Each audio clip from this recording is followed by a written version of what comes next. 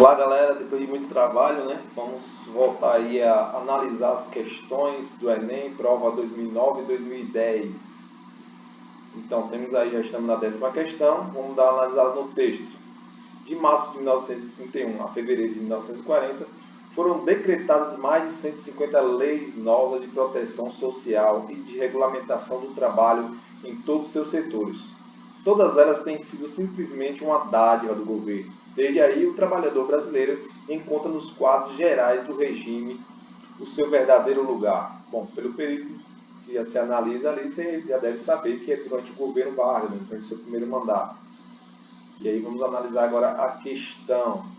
A adoção de novas políticas públicas e as mudanças jurídicas institucionais ocorridas no Brasil com a ascensão de Getúlio Vargas ao poder evidenciam o papel histórico de certas lideranças e a importância das lutas sociais na conquista da cidadania. Deste processo resultou a... Vamos dar uma analisada agora nas alternativas. Bom, antes de analisar as alternativas, vamos só fazer uma reflexão sobre o texto. Bem, o texto fala sobre as políticas, né, de integração social, o melhoramento, né, do sistema trabalhista, ou seja, com diversas leis que vão ser criadas de proteção ao trabalhador, acima de tudo, geradas até pelos movimentos, como se tem na pergunta, né? Os movimentos vão fazer com que ocorram essas conquistas, né, de novas leis. Acima de tudo, a partir do governo Vargas. A partir do governo Vargas, a gente começa a falar de políticas populistas, no qual os governos buscavam criar meios de controlar a sociedade através desses benefícios. Então, só que aí vocês devem relacionar o texto à alternativa. Aí tem diversos conhecimentos, né, que muitas vezes podem atrapalhar o seu entendimento. Mas vamos relacionar o texto à alternativa que está presente. Vamos lá. Veja bem, esse processo, né, jurídico, conquistas jurídicas, e acima de tudo, através da ascensão de Vargas ao poder, ele vai evidenciar o papel histórico de certas lideranças e a importância das lutas sociais na conquista da cidadania, né? Então, desse processo vai resultar o quê? A criação do Ministério do Trabalho, Indústria e Comércio. Bem, realmente aconteceu a criação do Ministério do Trabalho, da Indústria e do Comércio, né? E aí poderia ter sido isso, porque as manifestações, claro, vão fazer com que Vargas, para apaziguar essas manifestações, ele vai realmente criar um ministério relacionado ao trabalho, porque antes de 1930 não existia, e a partir do governo Vargas vai ser criado. Mas aí ele diz o seguinte, que garantiu ao operário autonomia para exercício da atividade sindical. Então, anula a questão, né? A segunda parte, pós-vírgula, anula a questão, porque não vai garantir ao operário a autonomia do exercício das atividades sindicais, especificamente porque o governo Vargas é marcado pelo controle dos sindicatos, né? Porque ele controlando os sindicatos, ele controla as massas populares. Então, claro, vai criar leis trabalhistas? Sim, mas ele também vai controlar a classe trabalhadora através dos sindicatos. Na B, a legislação previdenciária, ou seja, esse assunto é relacionado à legislação previdenciária que proibiu migrantes de ocuparem cargos de direção dos sindicatos. Também não, né? Não vai, o texto por si só não está relacionado às questões sindicais de proibição, está falando de conquista da população. E as leis, essa legislação previdenciária já existia lá desde 1888, foram criadas as primeiras leis relacionadas à Previdência, houve a Revolução de 1924, no governo Vargas é marcado por novas conquistas, né, previdenciárias, mas o tema em si só não está relacionado à proibição, ou seja, independente se fosse de imigrantes ou se fosse de qualquer outro trabalhador, outra classe social. Está relacionado à conquista do povo e às transformações feitas pelas políticas populistas. Então, essa também você anula. Na C, criação de justiça do trabalho para coibir ideias consideradas perturbadoras da harmonia social. Veja bem, gente, realmente Vargas ele vai criar os ministérios, indústria e comércio, com o intuito de manter as massas populares calmas, né? Era um período do tema que a gente está falando, que é Guerra Fria.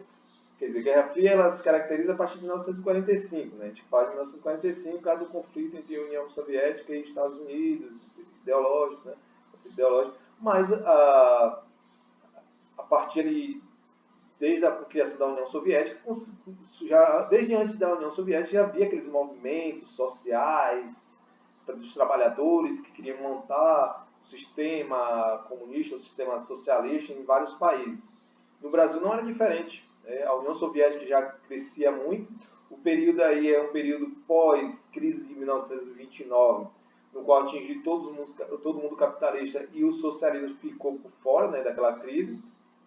Então o socialismo crescia muito, a ideologia socialista crescia muito. E era necessidade realmente criar uma justiça do trabalho para que o trabalhador tirasse da sua cabeça aquelas ideias socialistas. Né? Então ele tinha a ideia aí de impedir que acabasse com a harmonia social, né? Que os movimentos acabassem com a harmonia social. Mas não de coibir, ou seja, a justiça do trabalho não foi com o intuito de reprimir, de coibir, de acabar com as ideias. Ou seja, eliminar de qualquer jeito. A ideia era fazer com que as pessoas seguissem as ideias capitalistas, não serem reprimidos. Né? Então, essa também está incorreta. Na D, a legislação trabalhista que atendeu reivindicações dos operários garantiu os vários direitos e formas de proteção. Com certeza. Então, essa aí é mais, até o momento, está mais relacionado. Né? Realmente, o governo Vargas, principalmente a partir do governo Vargas, haver diversas conquistas que eram de reivindicação dos operários. Isso vai garantir também vários direitos a partir do governo Vargas. No governo Vargas vai ser criada a CLT, né, que é a consolidação das leis trabalhistas, que eram leis isoladas. Ele vai se consolidar, vai fazer uma legislação só para discutir isso. Então, está relacionado ao texto, né, falando das transformações do governo Vargas e, acima de tudo, das conquistas dos trabalhadores. Mesmo assim, a gente vai dar uma analisada na E aí, que essas conquistas estão relacionadas sobre a decretação da consolidação das leis trabalhistas, realmente vai acontecer, mas ele bota na segunda parte, que impediu o controle estatal sobre as atividades políticas da classe trabalhadora. Ou seja, não vai impedir. Vargas vai continuar controlando, né, as atividades políticas da classe operária, principalmente quando ele controla os sindicatos. Então, veja bem, a primeira parte também está certa, na decretação da consolidação dos trabalhistas, e a segunda parte, pós-vírgula, aí ele descaracteriza toda a questão, né, que impediu o controle do Estado sobre as atividades políticas da classe trabalhadora. Então, ele não vai impedir o controle do Estado. Muito pelo contrário, Vargas ele vai controlar as atividades políticas através do controle dos sindicatos.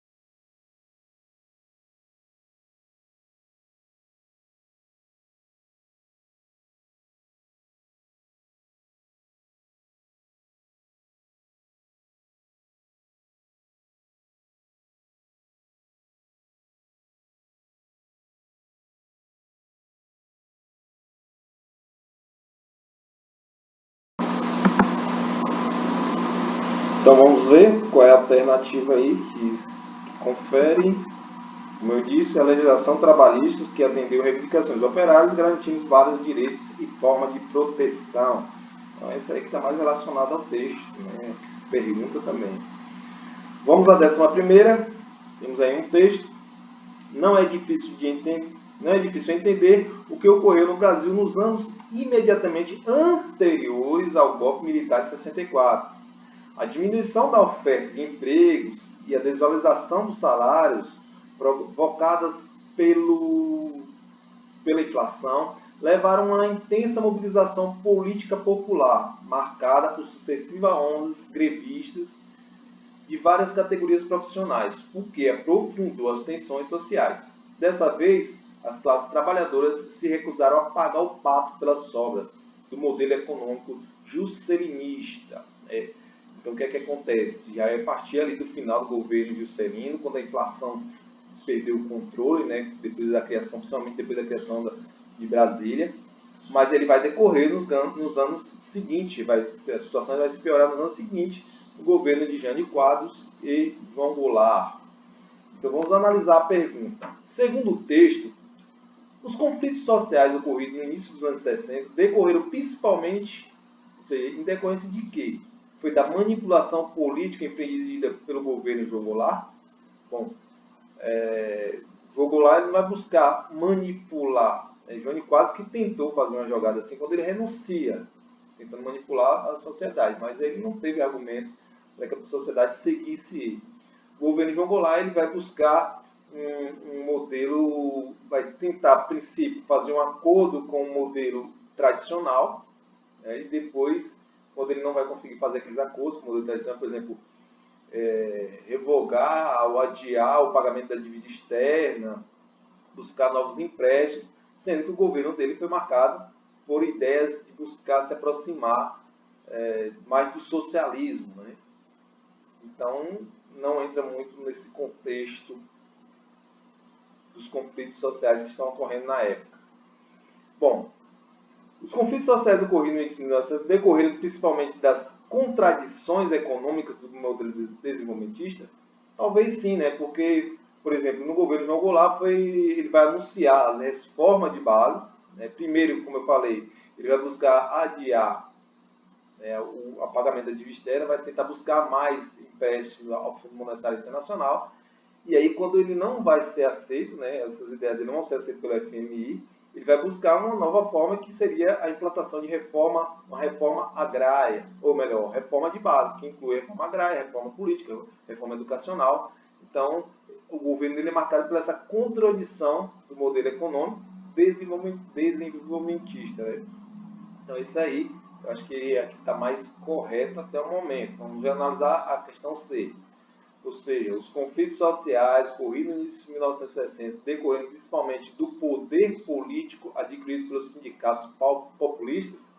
Não, né? Porque os sindicatos estão perdendo, na verdade, o seu direito de se manifestar. O governo não vai seguir muito os sindicatos, não vai dar muita aprovação aos sindicatos.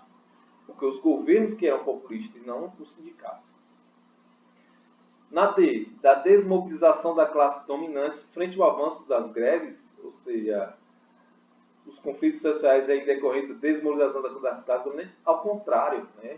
Vai haver uma grande mobilização das classes dominantes, principalmente naquela marcha da família com Deus pela liberdade, que vai fazer uma grande oposição, e aí sim, né, essa classe dominante, ou seja, a elite, né, não é o governo que nós estamos falando da elite agrária e industrial, no qual temiam as reformas de base, que tinham ideias socialistas, e aí ele vai manipular, né,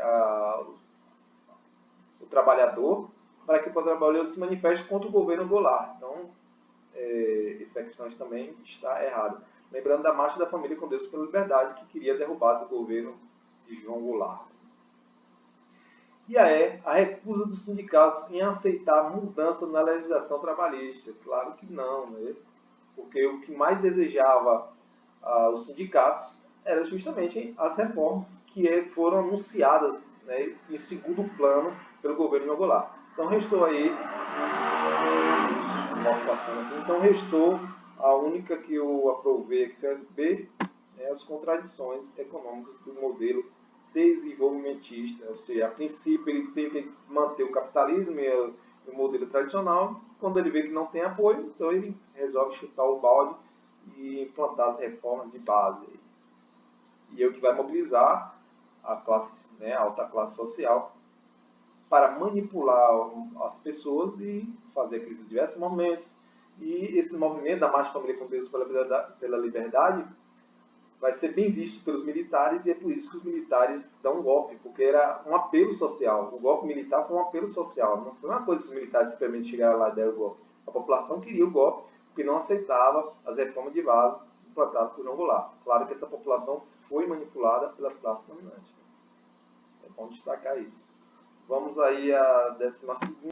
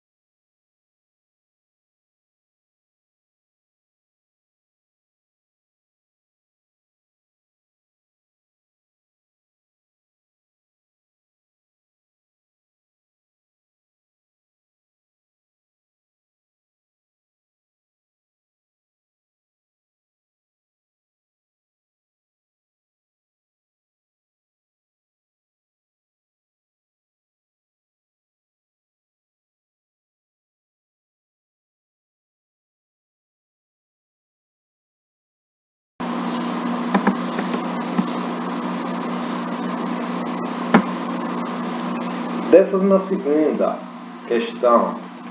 Então temos aí uma música, né? Música Zequete. Eu até separei ela aqui para vocês ouvirem. Vou colocar aqui. Podem me prender, podem me bater, podem até deixar-me sem comer, e eu não mudo de opinião. Daqui do morro eu não saio, não. Daqui do morro eu não saio, não. Podem me prender, podem me bater, podem até deixar-me sem comer, que eu não mudo de opinião. Daqui do morro eu não saio, não.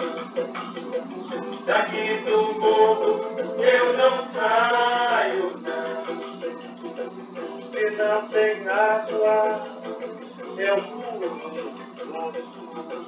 Se não tem carne, eu compro um ovo e ponho na sopa e deixa andar. Deixa andar. Deixa andar. Pare de mim, quem quiser falar. Aqui eu não pago aluguel. Se eu morrer, a mãe manda eu doutor. E no pertinho do céu. Podem me prender, podem me bater, podem até deixar-me sem comer, e eu não mudo de opinião. Daqui do morro eu não saio, não. Daqui do morro eu não saio, não. Pois é, galera. Aí a música, né? O sambinha. E vamos analisar aí a questão, né? O que se fala sobre essa música. Essa música fez parte de um importante espetáculo teatral que estreou no ano de 1964, no Rio de Janeiro. O papel exercido pela música popular brasileira, nesse contexto, evidenciado pela letra de música citada, foi o de, ou seja, lembrando que é em 1964, né? 1964 foi período do golpe militar, né, que foi 1º de abril de 1964, e aí dentro do mesmo contexto, né, o que estava acontecendo no Brasil. E aí nós vamos analisar essas questões. Então, temos aí como opção, né, foi evidenciado o entretenimento para os grupos intelectuais. Será que foi entretenimento para os grupos intelectuais? Eu acredito que não, né? Fala muito do povo, fala muito do pessoal do morro, né? Fala que ele não sai do morro dele. Muita gente faz muita crítica porque eles falam do comodismo, né, da população em relação aos problemas sociais, mas, acima de tudo, faz uma crítica também, né? Tanto social como também política. Eu acho que esse aí está incorreto. Na B, a música fala sobre a valorização do progresso econômico do país, muito pelo contrário, né? Ele fala mais do que se faltar água, que pode estar com o mundo se acabando, mas que do morro dele ele não vai abandonar. Então também está incorreto. Na C, é uma crítica à passividade dos setores populares? Talvez sim, né? Pode ser o quê? Porque o povo ali meio que pacífico. Poderíamos até marcar essa questão aí, mas vamos olhar mais para frente. Na D, denuncia a situação social e política do país. Gente, dá para ficar bem dividido. Olha a questão do Enem aí, né? Porque realmente é um posicionamento bem pacífico, né? Que ele diz que não vai sair do morro, talvez seja uma revolta dele não sair do morro, né? E ele Se não tem água, ele vai furar um poço, ele se vira. Se não tem carne, ou seja, faz também uma crítica à passividade, porque o povo não se manifesta. Por um outro lado, também vai fazer uma denúncia, né? Porque o povo, se o povo tiver, se faltar água, se faltar comida, que era uma situação real da época, ele vai ter que se virar. Então, a D também está bem próxima aí, a denúncia da situação social política do país, que eu acho que seria o mais correto. E a última, mobilização dos setores que apoiavam a ditadura militar, completamente descaracterizada. Ficaria entre C e D. Na minha opinião, é mais uma situação de denúncia da situação política que ocorria no Brasil naquela época, né? Até porque o samba é do povão, o samba, né, vai relatar os problemas que vivia a sociedade. Então, vamos ver aí qual é que fica, qual é que sobrou. Questão 12, eu aposto pela D. Aí, D, denúncia da situação social e política do país. Vamos para a próxima questão. Questão 13ª questão.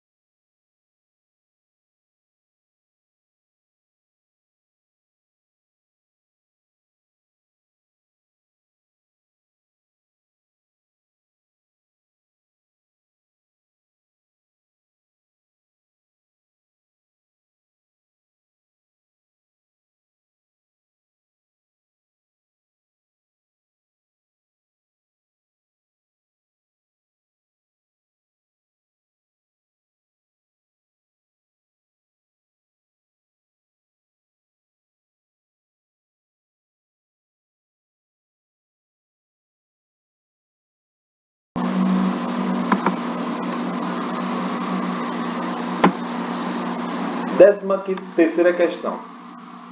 Vamos dar uma olhada lá no texto. As cortes de apelação rejeitaram mais de 10.000 habeas corpus nos casos das pessoas desaparecidas nos tribunais militares. Todas as causas foram concluídas com suspensão temporária ou definitivas, e ao desaparecimento políticos tiveram apenas trâmite formal da justiça. Assim, o Poder Judiciário contribuiu para que os agentes estatais ficassem impunes. Então, aí fala do período da ditadura militar, veja bem um ano.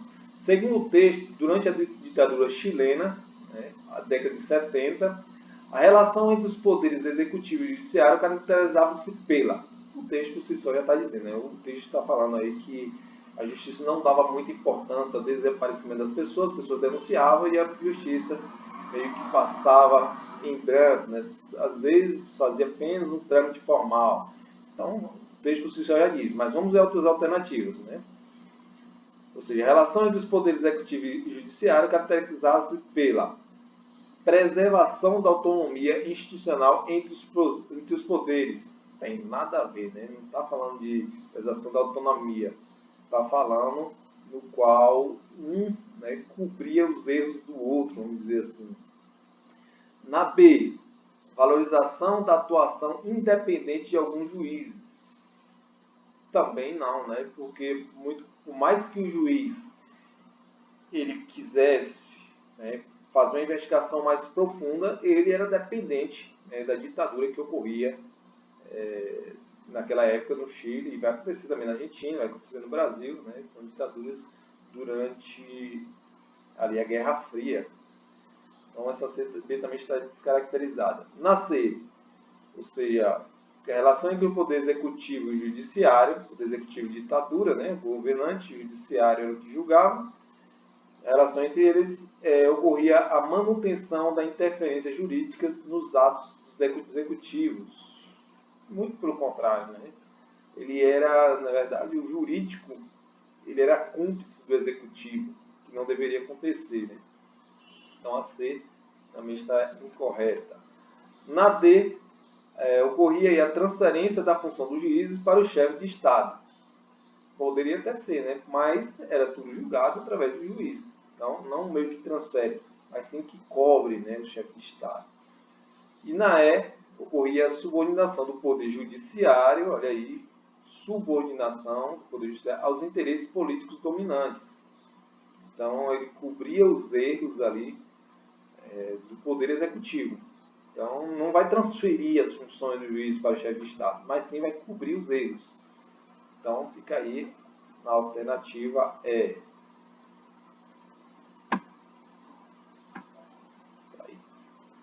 Pronto, 13ª, a E, o Poder Judiciário, ele era subordinado, a subordinação do Poder Judiciário era de interesse político dos dominantes, claro, que era um governo autoritário, e automaticamente ele dominava o Poder Judiciário.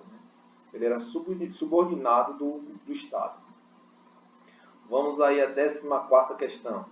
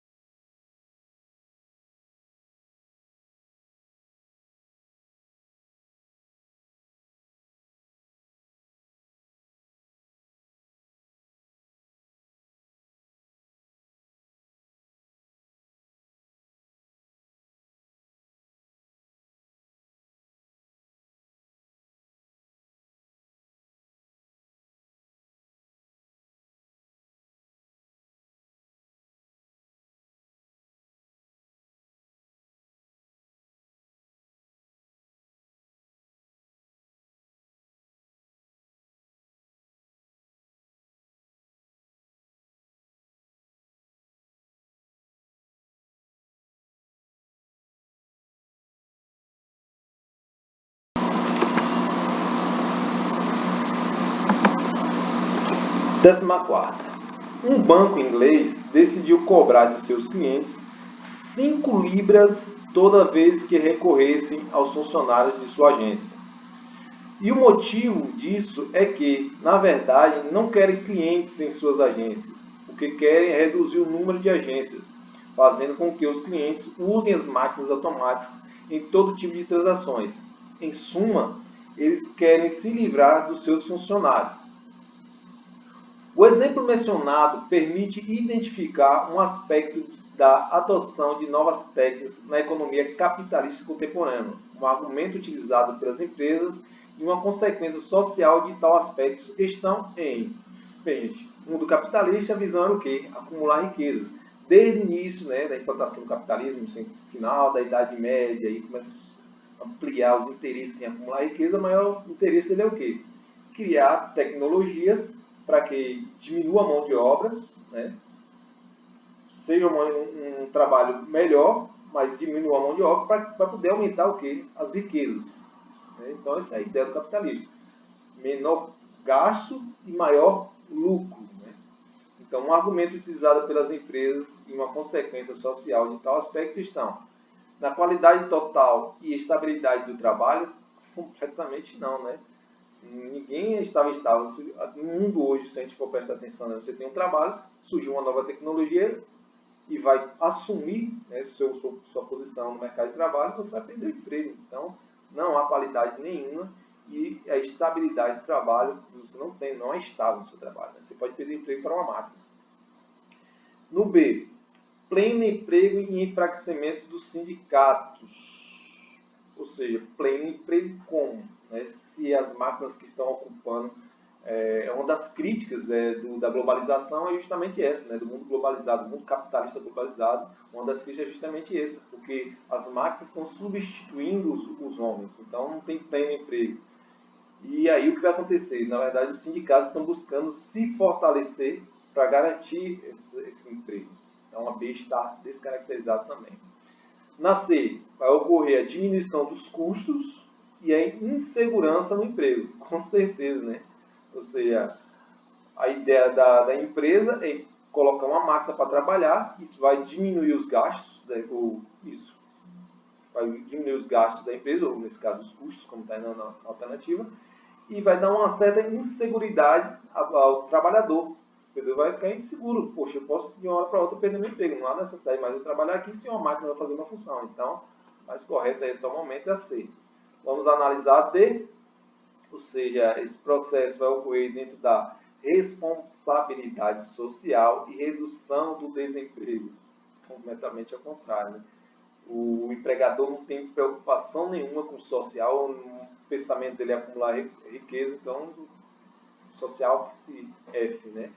E isso não vai reduzir o desemprego, na verdade ele vai aumentar o desemprego. Né? O que vai reduzir é o espaço de trabalho, né, para as pessoas. E é maximização dos lucros. Sim, vai, claro, maximizar os lucros. Eles vão querer acumular mais riquezas. E aparecimento de empregos. Aí descaracteriza novamente. Né? A primeira parte dá certo, mas a segunda não vai gerar empregos. Então você observa que quase todos falam bem dos empregos, que estão errados, né? Falam bem do emprego, mas na verdade vai gerar desemprego. Estamos aí dentro da discussão, né? Socialismo e capitalismo. O capitalismo é individualista, o empresário ele quer acumular riqueza, o restante que se F, né? Então vamos produzir novas tecnologias para que ele possa maximizar os lucros dele, né? Enquanto no socialismo, né, ideologicamente é muito maravilhoso, né? Ou seja, benefício para toda a sociedade. Na ideologia, na prática funciona da forma que vocês podem compreender e chegar às suas próprias conclusões. Então vamos ver qual é a alternativa correta. Está bem facinho assim. Né? Ou seja, C, diminuição dos custos e insegurança no emprego. Beleza? Vamos à 15ª questão.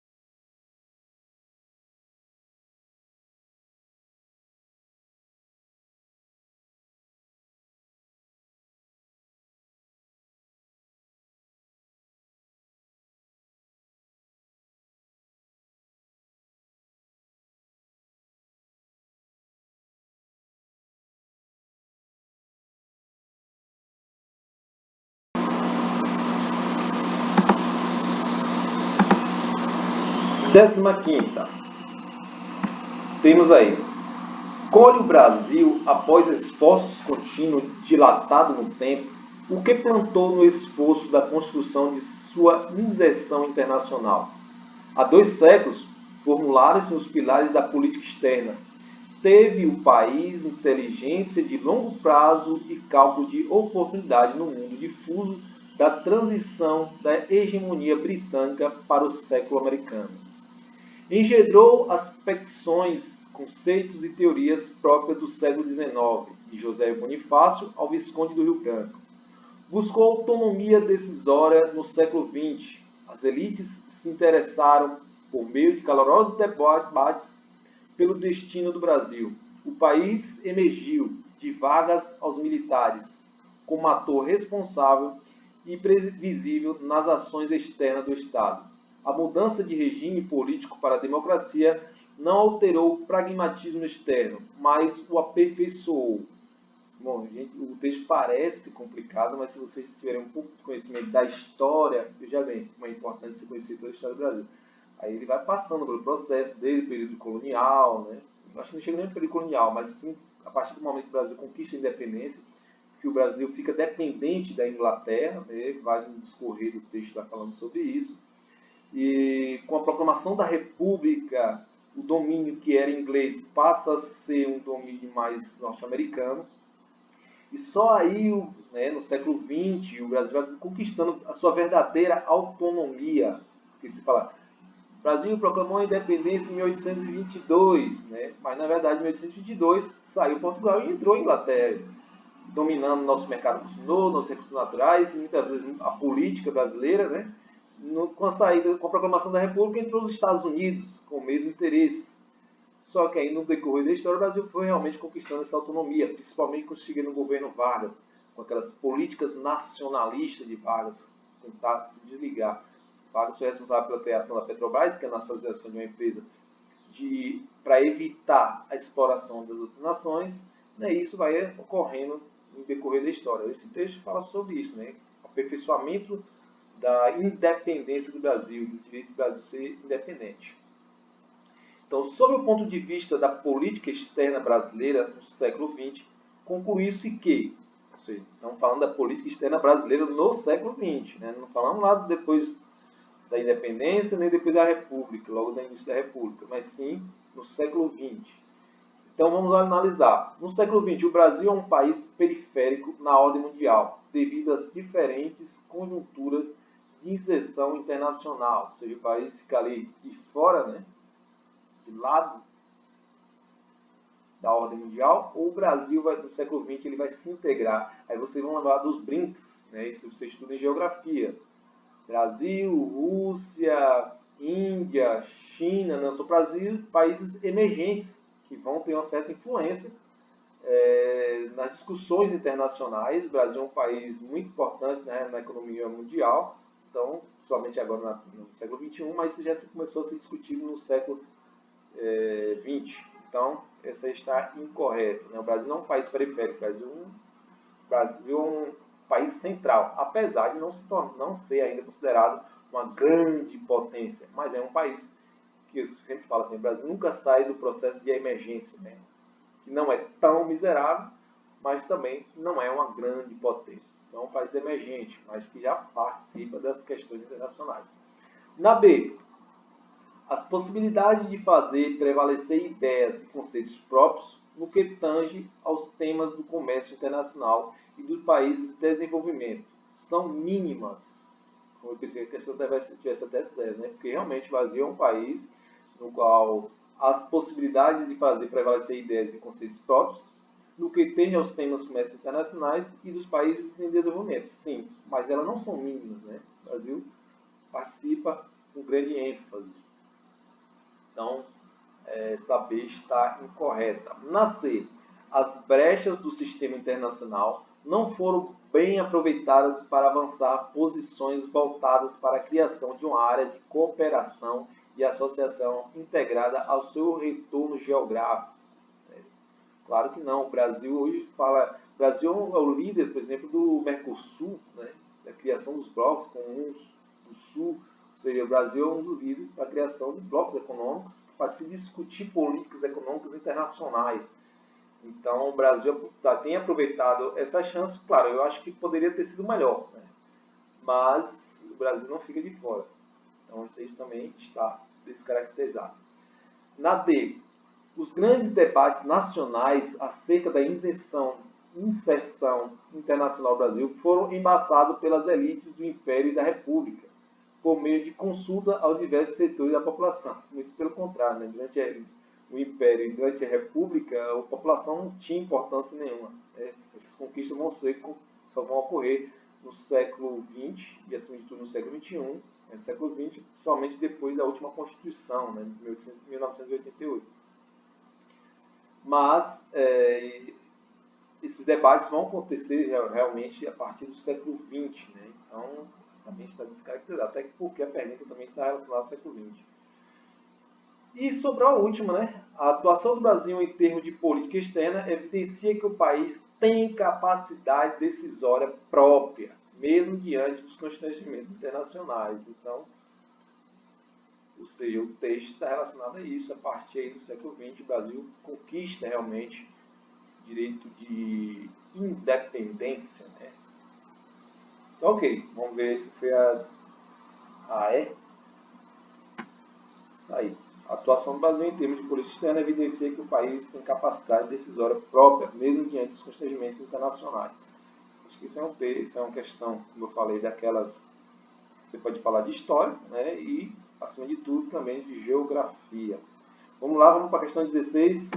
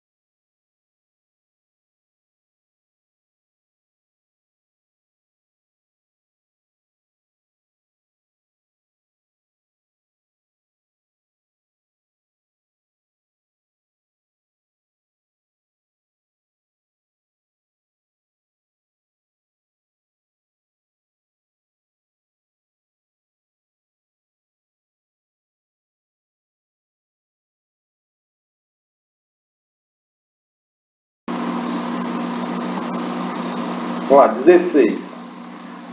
A partir de 1942, e estendendo-se até o final do Estado Novo, o ministro do Trabalho, Indústria e Comércio de Getúlio Vargas falou aos ouvintes da Rádio Nacional semanalmente, por 10 minutos, no programa Hora do Brasil. O objetivo declarado do governo era estabelecer os trabalhadores acerca das inovações na legislação de proteção ao trabalho. Bom, se lembrando que no governo Getúlio Vargas, né, foi implantada a DIP, Departamento de Imprensa e Propaganda, que buscava aí passar as informações, enaltecendo o governo, e foi um período de Vargas que se intensificou a propagação dos rádios, né, que era a única forma que Vargas tinha de se comunicar com o interior do Brasil, né, toda a população brasileira, e ele utilizava justamente esse recurso aí, né, 10 minutos na propaganda, no programa Hora do Brasil, que se fazia praticamente toda semana. Então, o programa Hora do Brasil contribuiu para conscientizar os trabalhadores de que os direitos sociais foram conquistados por seus esforços após anos de lutas sindicais. Era esse o objetivo de Vargas? Né?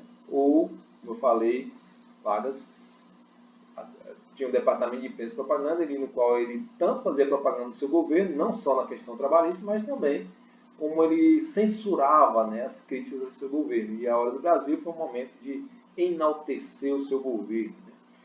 Então, essa ficou vamos deixar ela meio que aberta, que a ideia não era conscientizar o trabalhador, eu acho, né? Mas sim enaltecer a importância do trabalhador. Mas vamos ver a B. Pois é, a Hora do Brasil contribuiu para promover a autonomia dos grupos sociais por meio de uma linguagem simples e de fácil entendimento. Então não tinha essa ideia de promover os grupos sociais. Né? Na verdade, como eu falei, a Hora do Brasil tinha o intuito de enaltecer o governo Vargas, né? E não separar o Brasil, promovendo alguns grupos, etc. Não tinha nada relacionado a isso. C. Estimular os movimentos grevistas. Bom, vamos caracterizar logo isso aqui, né? A C aí está errada, porque realmente Vargas não incentivava os movimentos grevistas, como já foi dito, Vargas ele manipulava os sindicatos e aí realmente as greves não era a ideia de si, somente em 1942, né, que já era Estado Novo. Vargas já era um ditador e aí os movimentos grevistas eram tratados como movimentos contra a ordem social. Então essa está totalmente errada. Na D, a Hora do Brasil contribuiu para consolidar a imagem de Vargas como um governante protetor das massas. Olha aí. Né? Ou seja, Vargas era visto como o pai dos pobres e isso era divulgado nas mídias da época, nesse caso, o rádio. Então, realmente, esse já está com a resposta bem na ponta, né? D, consolidação da imagem de Vargas como um governante protetor das massas. Ele é muito mais concreto do que a alternativa A. Mas vamos lá olhar na E. A Hora do Brasil contribuiu para aumentar os grupos de discussão política dos trabalhadores, estimulando pelas palavras do ministro. Gente, o governo Vargas, somente no Estado Novo, é um governo nazi-fascista. Né? Ele manipulava as massas. E lembrando, nazifascismo tende a que as massas, ou manipular as massas, para que as massas apoiem esse grande líder, né, no qual Vargas vai acabar se consolidando através das propagandas. Então temos a D, né? Vamos aí. Tá aí, a D. Consolidar a imagem de Vargas como governante protetor das massas. Então vamos lá, vamos para a questão 17.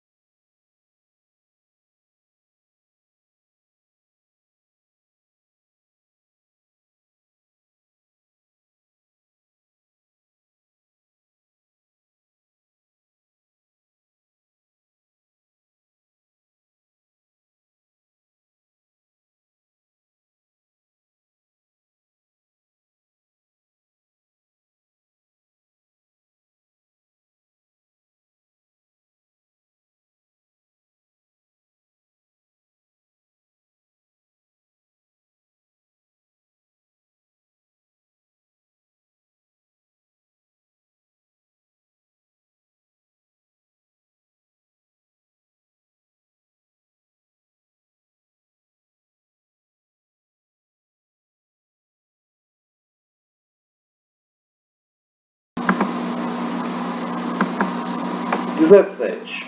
Vamos analisar. O fim da Guerra Fria e da bipolaridade entre a década de 80 e 90 gerou expectativas de que seria instaurada uma ordem internacional marcada pela redução de conflitos e pela multipolaridade. Bem, o fim da Guerra Fria é o início aí do processo de globalização. A ideia é que a globalização levasse informações, né, de uma sociedade, de um público, de uma etnia, né, de uma cultura, levando informações para outras partes do mundo que tivessem cultura diferente, e aí a ideia é que se elas pudessem se compreender. Né? Mas, na verdade, o pós-Guerra Fria, o que vai apresentar, né, esse pós-Guerra Fria? Então, a pergunta é, o panorama estratégico do mundo pós-Guerra Fria apresenta, não o que se esperava apresentar. Né? Então, ele apresenta o quê?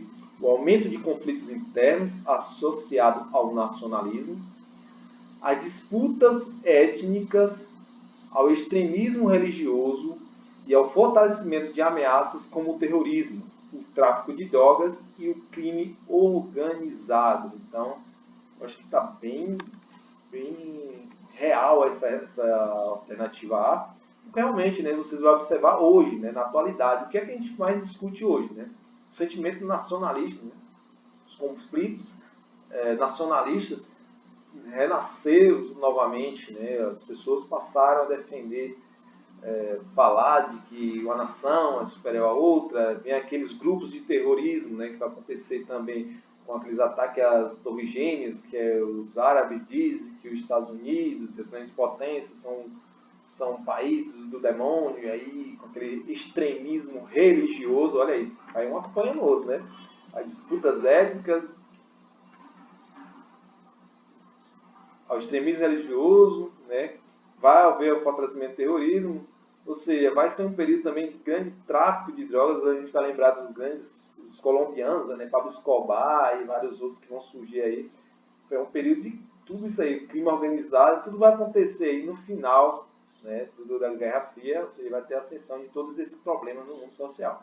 Mesmo assim, eu já caracterizando essa alternativa como a correta, né, de cara, vamos analisar aí a B, o fim da corrida armamentista e a redução dos gastos militares nas grandes potências. Não vai acontecer um fim, né? Mas vai haver uma diminuição muito grande. O que se produziu em maior estabilidade nos continentes europeu e asiático, que tinha sido palco da Guerra Fria. Como é o fim da corrida armamentista e a redução dos gastos militares nas grandes potências, o que reduziu a maior estabilidade dos continentes europeu e asiático, que tinha sido o palco da Guerra Fria. Não é só Guerra Fria, Estados Unidos e União Soviética, mas vai integrar ali, metade do continente europeu era capitalista, outra metade era socialista, países da Ásia também estavam ali divididos, mas não se caracterizou só por esses dois continentes, europeu e asiático. Né? E como eu falei, não há uma corrida armamentista e a redução não vai haver o fim da corrida armamentista. Né? Por exemplo, se a gente for destacar na atualidade, a Coreia do Norte desenvolveu a bomba atômica, enquanto tem vários países aí que estão fazendo pesquisa sobre a bomba atômica. Ou seja, ainda há um grande conflito, ou uma grande corrida armamentista para garantir também sua autonomia. Né? Ou seja, o país garante sua autonomia. Então a B está incorreta. Na C, o desengajamento das grandes potências, pois as intervenções militares em regimes assolados por conflitos passaram a ser realizadas pela ONU, com maior envolvimento de países emergentes.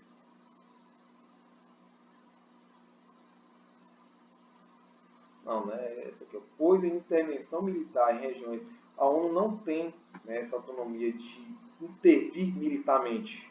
Né? Ele está ali a ONU foi criada sim pós Primeira Guerra Mundial, com o intuito de apaziguar os conflitos e diminuir os problemas sociais, políticos e econômicos. Então ela não intervém diretamente. Né? Quando ela vê que não tem jeito, ela simplesmente se retira e deixa que as nações possam discutir esse problema. Então, essa C também está incorreta.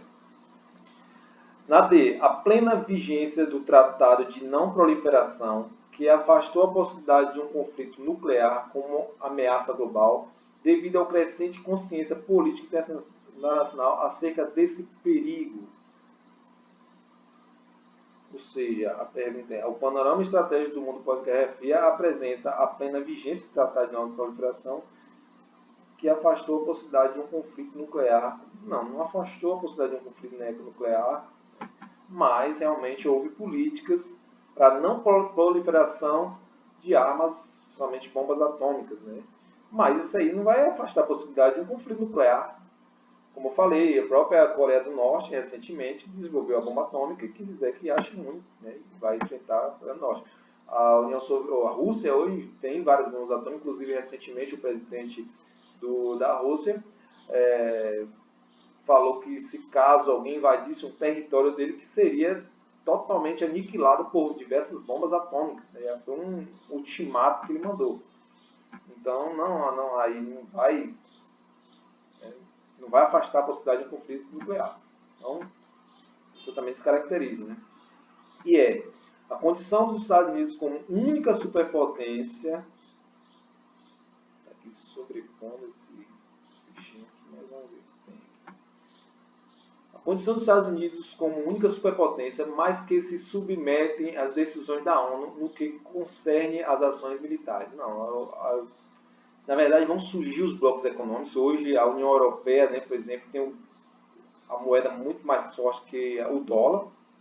Os Estados Unidos é uma grande potência, mas os países da Europa ainda são essa grande potência também. O Japão se caracteriza como grande potência, ou seja, não é só os Estados Unidos, né? E, acima de tudo, o surgimento dos vários blocos econômicos que fortalecem, né, os polos econômicos mundiais. Então, isso também está descaracterizado. Para mim, só sobrou a alternativa A. Vamos analisar aqui, vamos passar aqui. Então, está aí. Né? Realmente vai acontecer todos esses problemas no pós-Guerra Fria. Beleza, vamos para a última questão, a 18ª.